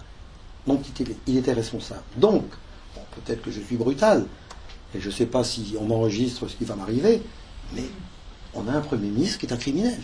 Il faut dire les choses comme elles sont. M. Ramnouchi, qui est le président du parti, Ndarva, n'a jamais désavoué ces actes terroristes. Et on est de plus en plus convaincu que toutes les provocations salafistes sont faites avec le feu vert du gouvernement, donc islamiste. Et maintenant, ils sont débordés. Comme souvent, quand vous soutenez des extrémistes violents, ça dépasse ce que vous avez imaginé. Ceci dit, j'enregistre systématiquement sur mon ordinateur depuis donc le 23 octobre de l'année dernière les élections et l'arrivée du gouvernement islamiste, toutes les manifestations salafistes. Je ne dis pas provocation, manifestation. Par exemple, le ministre de l'enseignement supérieur, qui est à moitié fou, bien qu'il soit prof de maths, comme quoi ça mène à tout, il dit les filles en niqab, donc avec le voile complet, peuvent assister aux cours dans les universités. Or, le règlement intérieur des universités, basé sur une loi de 1981 qui n'a jamais été abolie, interdit à une fille qui porte un voile complet d'entrer dans les classes. Ça, c'est ce que j'appelle une manifestation salafiste. C'est pas une provocation, c'est une manifestation. Et comme le doyen de la faculté de Manouba, où il y a eu 50 000 incidents, doit passer au tribunal, soi-disant pour voie de fait contre une étudiante salafiste qui lui a démoli son bureau, d'ailleurs, et qui l'a même mordu. Alors c'est toujours comme ça, avec la justice au pied, hein, les salafistes sont libérés tout de suite, ou on est indulgent avec eux, et le pauvre petit mec qui défend la liberté, ou l'art, par exemple, comme les artistes, il passe au tribunal. Alors, ceci dit, aucune de ces provocations ni manifestations n'a réussi. Ça a mené toujours à des impasses. Alors, ça prend parfois du temps, mais tout a échoué. Le gouvernement a dit on va, comme au Maroc, autoriser donc la bigamie, mais la première épouse doit donner son accord. Alors tout le monde a commencé à gueuler, etc. Ils ont reculé. Le gouvernement, toujours pour le projet de constitution, vous avez peut-être entendu parler, a dit au lieu d'égalité entre l'homme et la femme, il a mis complémentarité. Tout le monde a gueulé, ils ont retiré. Après, ils ont dit, le code de statut personnel voté par Bourguiba, qui est quand même sur 2 points contre le Coran. Le premier, l'adoption, parce que donc la loi tunisienne permet à un couple d'adopter complètement, c'est-à-dire de donner son nom et son héritage. Alors ça, c'est contre le Coran. La polygamie, qui est autorisée sous condition, alors là encore, très important de connaître le Coran et de fonder des groupes coraniques. Le verset du Coran, qu'est-ce qu'il dit ? Si jamais vous trouvez un orphelin, vous êtes autorisé à prendre 1, 2, 3, 4, mais c'est-à-dire, c'est à la sémite, comme les chiffres de l'évangile, c'est symbolique. Et alors on oublie la moitié du verset, la condition, et on dit voilà, on peut épouser plusieurs femmes. Vous voyez, déjà, lecture coranique très polarisée. Bourguiba a puni la polygamie de 5 ans de prison. Aussi, il a puni l'adultère de l'homme, qui n'est pas prévu dans le Coran, toujours 5 ans de prison. Alors ça fait... Et eux, ils ont voulu revenir là-dessus. Alors tout le monde a gueulé. Et Ramnouchi, donc le président parti, dit non, on laisse le code de statut personnel tel qu'il est. Donc, à chaque fois, il recule. Et ceux qui ont peur, je me dis, mais vous voyez pas ce qui va se passer. C'est que aujourd'hui, je vous ai donné les chiffres du nombre de femmes qu'il y a dans toutes les institutions. Mais ces bonnes femmes, elles vont pas retourner dans leur baraque. Et elles se battent comme ça, très fermement contre... Donc je pense que, à long terme, leur truc, ça va pas passer. Alors, ils essayent de gagner du temps. Normalement, le 23 octobre, leur légitimité légale est terminée. Alors, beaucoup craignent un coup de force, ou des salafistes, ou de la société civile. Je pense pas. Les Tunisiens ne sont pas des révolutionnaires. En plus, grâce à Ben Ali, le port d'armes a été interdit pendant presque 23 ans, et les permis de chasse étaient autorisés de le donner à votre fils, à votre cousin ou à votre oncle, mais il n'y a pas eu de nouveau permis de chasse pendant 23 ans. Donc, il n'y a pas d'armes. Quelques-unes sont venues de Libye, ok, je vous concède, mais ça ne fait pas beaucoup. C'est pas avec 40 ou 100 fusils que vous allez renverser. Parce que l'armée tunisienne, je le répète, est légitimiste. Elle n'est pas pour le gouvernement, elle est pour le pays. Et elle l'a montré donc au moment de la Révolution, elle l'a montré le 15 juin, il y a eu une tentative de coup de force des salafistes contre le gouvernement islamiste qui jugeait trop mou. Paf, l'armée était là partout. Bon, soutenu par les États-Unis, il faut le dire aussi. Alors, ce qui se passe, bon, l'histoire de l'ambassade américaine, bon, c'est de la bêtise, hein. Avec ce qui s'était passé en Libye, on devait savoir que ce n'était pas des innocents qui allaient venir. Ceci dit, en Libye, ils étaient quand même 400 hommes armés, avec des bazookas, hein, des lance-roquettes, avec des mitrailleuses, etc. Ceux qui ont attaqué l'ambassade des États-Unis à Tunis, il y avait quelques cocktails Molotov, ils n'avaient rien. Mais ils ont été débordés par des casseurs professionnels qui sont venus avec des camions volés, des échelles, les fameux cocktails Molotov. Ils ont pillé toutes les voitures, 68 voitures du parking de l'ambassade, après ils les ont brûlées. Ils ont confisqué les appareils de photo de tous les journalistes et les caméras. Mais ce qu'ils n'avaient pas prévu, c'est que l'ambassade des États-Unis, vous pouvez imaginer, c'est un bunker avec 50 000 caméras. Donc ils ont tous été filmés. Et surtout, il y a un pont qui franchit la route qui va à la Marsa, un peu plus loin, et plein de civils ont filmé tout ça. Et donc dans la nuit qui a suivi, il y a eu 235 personnes ont été arrêtées par leurs photos. Quoi. La police sait bien de quoi il s'agit. Donc là, la police, le ministère de l'Intérieur a joué, il a pris un risque, il a perdu, comme d'habitude. Bon, il y a eu 4 morts, 68 blessés, dont 31 policiers, c'est dommage, mais ils se sont trompés, et maintenant ils commencent à se dire, on se trompe tout le temps, il y a quelque chose qui ne va pas dans notre système. Et comme ils savent qu'ils vont perdre les élections qui vont venir, probablement, et ils essayent de gagner du temps. Alors je pense que le 23 octobre, il y aura un compromis. Hein. Alors, ce qui est intéressant, c'est que le mot compromis dans la langue arabe classique n'existe pas. Le compromis, c'est la base de toute démocratie, de toute entreprise, de tout couple. Hein. Je ne suis pas marié, mais je pense que c'est comme ça que ça se passe. Et alors maintenant, bon, il y a des mots qu'on invente en arabe pour exprimer ça. Et il y a des colloques qui sont organisés par des Tunisiens sur justement le compromis.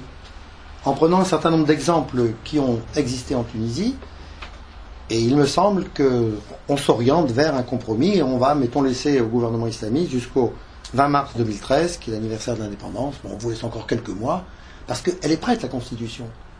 Mais ils ne veulent jamais qu'elle soit discutée comme telle dans l'Assemblée constituante. C'est toujours les commissions. Alors on triche un petit peu, ceci, cela.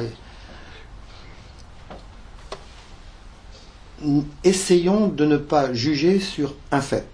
Hein, on dit toujours, avec les prisonniers, bon, pour moi c'était constant, on ne juge pas la vie de quelqu'un sur une erreur. On juge l'erreur à partir de la vie. Et je pense que dans les tribunaux, c'est ce que les avocats essayent de défendre. La Tunisie, bon, ça fait un an et demi, bon, c'est rien dans la vie d'un pays. Et soyons un peu patients. Hein, laissons les Tunisiens construire leur système qui sera probablement différent du système occidental. Pourquoi voulez-vous, surtout les Français, avoir un régime comme le régime laïque, donc séparation totale de l'Église et de l'État? En Allemagne, les curés sont payés par l'État. Ça ne pose pas de problème. Et parfois, bon, il m'est arrivé pendant de nombreuses années pour tous les jeunes Français qui venaient nouveaux arrivés en Tunisie, donc dans la mission culturelle, ou les profs, etc., ou les fonctionnaires de l'ambassade, on me demandait de leur parler un petit peu du pays, les aider à comprendre. Et la dernière fois, il y a un monsieur, laïcard, qui a protesté. Comment c'est une honte, on demande un prêtre catholique alors que c'est la République? Bon, bah, c'est tout. Ouais, si c'est ça, c'est pas la peine.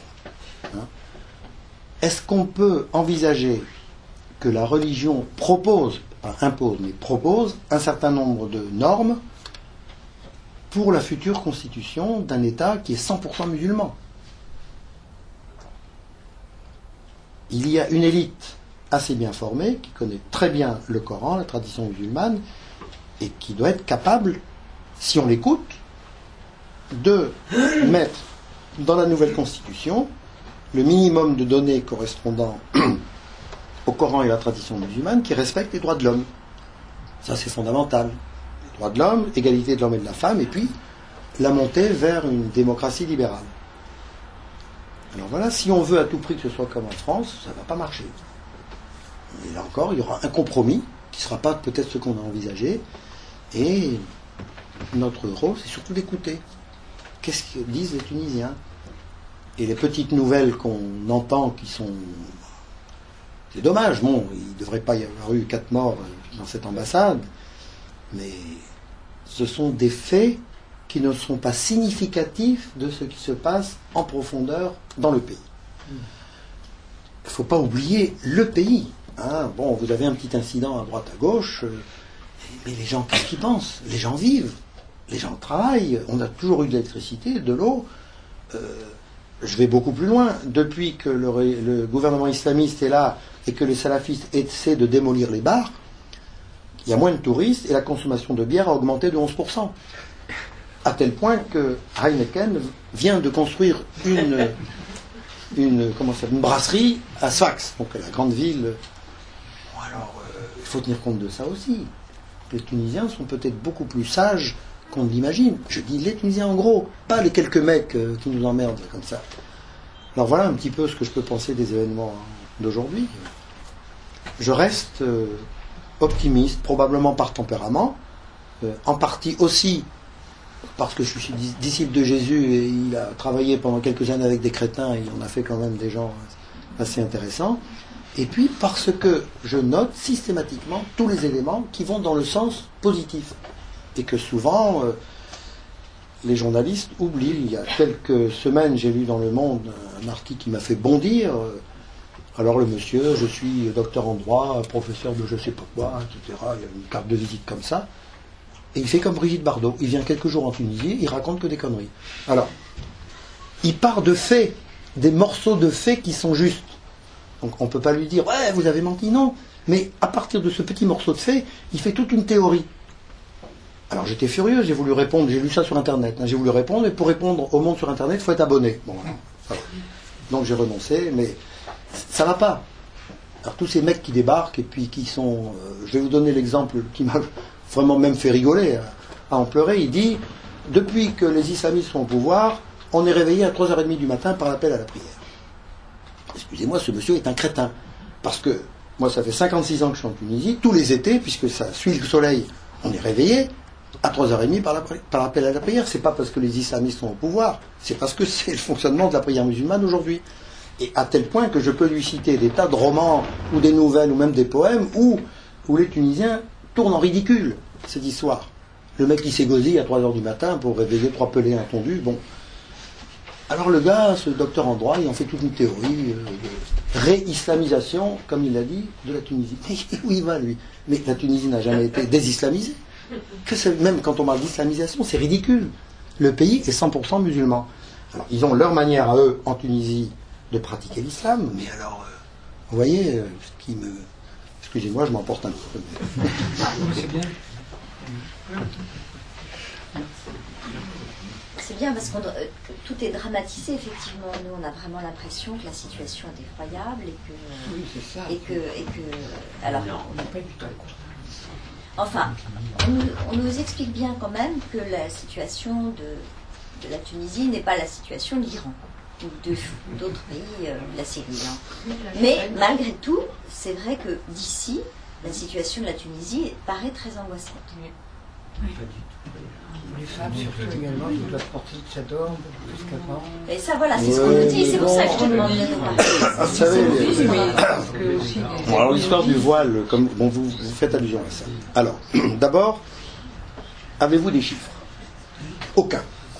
Aucune enquête n'a été faite avant et aucune maintenant. Donc on ne sait rien. Alors je vais vous raconter ce qui m'arrive. J'avais affaire à la fac de droit et puis à la fac de sciences qui sont à 300 mètres de distance. Et comme j'avais le temps, qu'en général j'arrive avant les rendez-vous, sauf ce matin à Paris où j'ai eu tous mes rendez-vous en retard, alors j'ai compté. Je me suis mis à un angle et j'ai compté les filles. Alors, à la faculté de droit, j'ai trouvé un voile pour 1000 filles. Je vais à la fac des sciences, le tiers des filles avaient le voile. Donc, il faut réfléchir pourquoi, quand, comment. Est-ce que c'est pas une mode comme la mini-jupe? D'ailleurs, à tous les gens qui protègent, je dis, mais moi, il y a des magasins maintenant de la maison du voile, et ben moi je vais faire la maison du bikini, voilà. Pourquoi pas? Il y a effectivement des femmes en noir en Tunisie qu'on ne voyait pas avant, mais pourquoi le font-elles? Est-ce qu'elles sont vraiment convaincues? Est-ce qu'elles sont obligées par le copain, le mari, le père ou je ne sais pas quoi? On n'en sait rien. On ne sait pas pourquoi elles le font. Donc, moi, j'attache pas beaucoup d'importance. C'est des modes, ça, c'est pas tunisien du tout. Et les humoristes, d'ailleurs, ne se gênent pas pour se foutre de leur gueule. Et moi, quand j'en rencontre une, je fais une belle phrase en arabe littéraire. Alors, en essayant de la coincer un petit peu pour qu'elle écoute bien, je lui dis, tu es un des symboles de la reptation du sous-développement religieux en Tunisie.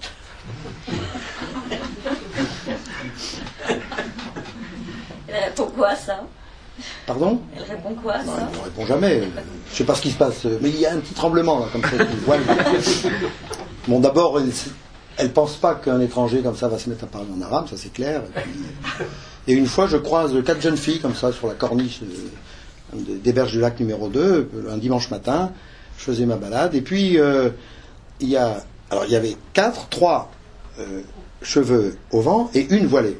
Et la voilée, comme une imbécile, elle dit en anglais « I am a Tunisian girl ». Je lui dis en arabe « menteuse ». Si tu étais vraiment tunisienne, tu ne porterais pas le voile. Oh, elle regarde comme ça, là. Alors là, on a bavardé un petit peu. Je lui ai dit « mais qu'est-ce que c'est que ce bazar? Mais où tu vas avec ton voile, quoi? C'est surtout une jeune fille lycéenne, peut-être. »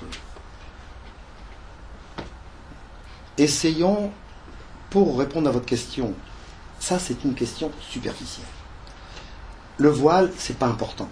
Qu'est-ce qui se passe dans la tête des gens? Ça c'est beaucoup plus important. Qu'est-ce que les gens écrivent? Qu'est-ce qu'ils expriment? Alors c'est ce que j'essaie aussi de... C'est pour ça que moi j'attache pas beaucoup d'importance.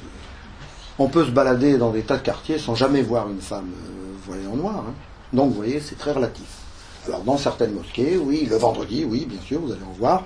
D'ailleurs, ils en vendent. Je ne sais pas s'ils ont beaucoup de succès, mais j'ai failli en acheter un une fois, parce que un des chefs salafistes, donc un des terroristes, qui a été... Alors, il n'est pas très malin non plus. Vous voyez, ces types, ils ne savent pas comment on fait des révolutions. Alors, il commandait avec son téléphone portable l'attaque de l'ambassade des États-Unis. Avec la police, elle a tout enregistré de A jusqu'à Z, et puis il a essayé de la... Alors, il était dans une mosquée. Et je pense à juste titre, on les a beaucoup critiqués, mais les policiers ont dit on n'attaque pas dans la mosquée. Et il s'est sauvé avec un niqab, comme si c'était une fille. Bon, ils l'auront la prochaine fois. Hein. Mais c'est pour dire que... Bon, enfin, c'est mon point de vue. Et tu connais beaucoup de femmes tunisiennes, elles ont le même discours aussi? Ou elles sont inquiètes? Elles sont inquiètes, forcément. Parce qu'avec tous ces essais du gouvernement qui veut les coincer... Mais, c'est comme amusant pour elles. Oui, mais en même temps, ça les stimule à militer. Ouais. Parce qu'elles se disent... Elles s'en passeraient peut-être bien. Elles se disent, non, c'est un acquis extraordinaire. Toutes ces femmes qui restaient chez elles tranquillement à regarder la télé, et maintenant elles se motivent, elles vont à des... Non, non, je dis ce que je vois et ce que je sais. Et bien maintenant, j'ai plein de copines, j'en ai parlé de profs d'arabe qui n'avaient jamais bougé. Et maintenant, hop, elles vont au meeting, elles font du porte-à-porte, parce que j'essaie de leur dire aussi, avec mon crâne carré, une manifestation, ça s'organise. Exemple, le jour de la fin du Ramadan, les islamistes organise une prière sur la plage de Hammamet. 5h30 du matin, un groupe avec brassard, les voitures. Pas un coup de klaxon, pas un embouteillage. À 6h moins le quart, un autre groupe, toujours avec brassard, avec des grandes cordes pour que les fidèles soient bien alignés, que ce soit pas la foire. La prière de 6h à 7h, ils avaient construit une petite estrade là, juste au bord de l'eau. À 7h, la même première équipe pour les voitures, pas un coup de klaxon, pas un embouteillage, et à 7h15, une troisième équipe, toujours avec brassard, avec des sacs, et ramasse les bouteilles, les mouchoirs. À 8h, la plage était comme avant. Alors j'ai une copine qui est prof de français à la fac, et elle habite juste à côté. Alors elle va voir les types, elle dit mais comment vous faites? On a envoyé en France une équipe pour se spécialiser dans l'organisation des manifestations. Et alors, par comparaison, ça c'était le 20 août, le 13, il y a le fameux défilé de toutes les femmes, parce que c'est le 13 août que Bourguiba a proclamé le code de statut personnel, et c'était la foire complète, complètement désorganisée. Il y avait des endroits 150 mètres, 100 personnes, etc. Il y avait même Frédéric Mitterrand, hein, c'est pas peu dire. Bon, alors, j'ai dit à mes amis, ES, mais arrêtez d'improviser. Une manifestation, ça s'organise. Les quelques 5 ou 6 partis se réunissent 10 jours avant, dans quel ordre on va marcher. Et il n'y a pas de trou, on se suit comme ça. Ensuite, un service d'ordre. Tous les 40 personnes, il y a un ou une responsable. Troisièmement, pour l'aménagement, les voitures, l'eau, etc., ça, aussi une équipe qui fait ça. Et surtout les slogans. Alors les slogans, chaque partie de 7 à 8, c'était le soir, est libre de crier ce qu'il veut et d'avoir les pancartes qu'il veut. Et à 8h, tout le monde, et on sort un seul slogan. Et vous avez 10 000 personnes avec la même pancarte, ça c'est une manifestation. Alors il me regarde, mais d'où tu sors ça? Je dis, mais d'Internet. Comme n'importe qui. Et là, elles ont pris conscience. Et par exemple aussi, je leur ai dit les fameuses voix, donc 100 et quelques partis, je leur ai dit, vous allez faire maintenant du porte-à-porte. Une est responsable. Et vous allez voir tous ces types qui étaient indépendants et des petits partis et leur dire, qu'est-ce que vous vouliez? Sur quoi peut-on s'entendre? Et vous les récupérez.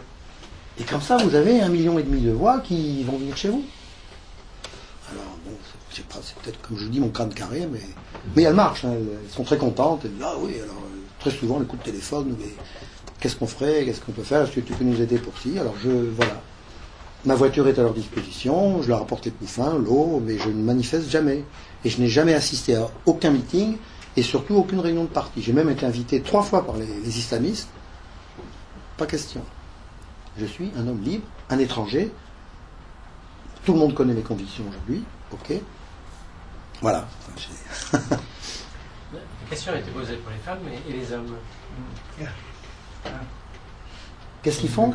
Oui, comment ils réagissent par rapport à tout ça ils ont encore plus peur que les femmes, parce qu'ils sentent que les femmes vont les battre bientôt, et que dans 15 ans, tout le pays sera entre les mains des femmes. C'est pour ça qu'ils veulent les voiler. C'est pas les mêmes qui veulent les voiler, c'est ça, il faut bien faire les différences. Hein. Ah oui. Ne pas généraliser. Bon, alors malheureusement, les militants de la société civile ont échoué aux premières élections parce qu'ils tenaient un langage beaucoup trop théorique, hors de portée du brave peuple. Et là, le monsieur Béjir Raïd Sepsi, l'ancien ministre de Bourguiba, qui a fondé l'appel de Tunis, ne parle qu'en arabe dialectal. Et bien sûr, les gens, ils savent de quoi il s'agit. Il a eu l'intelligence de nommer son secrétaire général, donc, qui est une génération en dessous, qui doit avoir la soixantaine maintenant, Tayeb Bakouche, l'ancien patron du syndicat, très intelligent, parce qu'il va pouvoir récupérer cette force. Les syndicalistes sont, avec le parti au pouvoir, la seule force organisée dans tout le pays. Et donc, on ne peut pas gouverner sans eux. Et Bourguiba, très malin, au moment de la Constituante en 1959, la moitié des députés, c'était des syndicalistes. Parce qu'il savait très bien que ces gars-là allaient avec lui dans ce sens-là, progressiste. Alors, il y a encore quelque chose à faire, et le parti au pouvoir, il est mort de peur, parce qu'il sait qu'il est en train de perdre petit à petit ses militants, toutes ces braves dames qui ont voté pour avoir du boulot ou je sais pas quoi, elles s'aperçoivent qu'ils sont aussi pourris que les autres avant, et donc ça marche pas. C'est ça aussi qui me rend optimiste. Je me dis, le peuple est vachement conscient. On s'imagine que parce qu'ils sont illettrés, non, pas du tout, au contraire.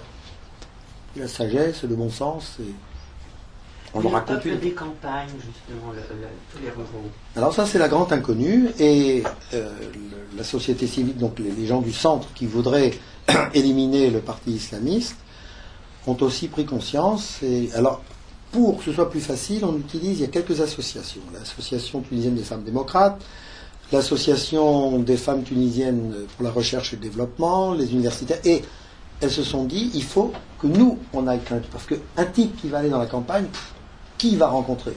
Les mecs au café, mais les mecs au café, ils vont toujours rester au café, ils ne vont pas bouger. Pour rencontrer les femmes, il faut une femme. Par exemple, j'ai milité 15 ans dans l'association pour accompagner les malades du sida. C'est pas moi qui allais accompagner une femme qui est malade du sida. Mais trouver des dames qui soient capables de faire ça, c'est pas gagné. Hein. C'est pas gagné, parce que dans les 48% qui n'ont pas voté, c'est essentiellement dans les campagnes. Alors il y a des endroits où les gens n'ont pas accès au bureau de vote. Alors forcément, ils ne peuvent pas voter. C'est dans les montagnes, tout ça, c'est un problème. Hein. Alors ils en sont conscients. Est-ce qu'ils vont réussir à vaincre tous ces obstacles? Je ne sais pas. Je ne sais pas. J'ai la chance de ne pas être prophète, comme ça je vis au jour le jour. Et puis...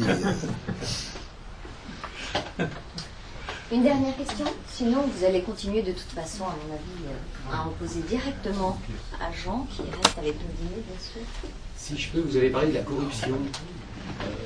Les quelques Tunisiens que je connais en France sont venus souvent en tant qu'ex-entrepreneurs là-bas parce qu'ils en avaient ras-le-bol du poids de la corruption qui pesait sur leurs entreprises. Vous dites qu'aujourd'hui, le pouvoir en place est toujours pareil. Je ne sais pas si c'était madame. Malheureusement, c'est toujours pareil. Et ça, pour la fameuse institution Einstein, un des indices du progrès de la démocratie, c'est la diminution de la corruption.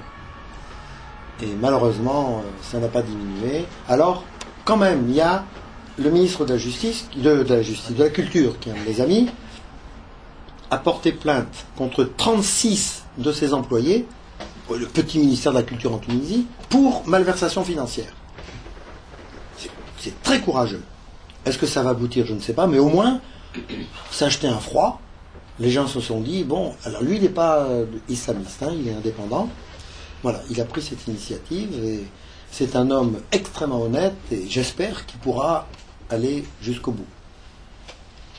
Alors, il y a quelques procès, mais comme la justice est encore entre les mains du pouvoir, les ministres corrompus s'en sortent bien.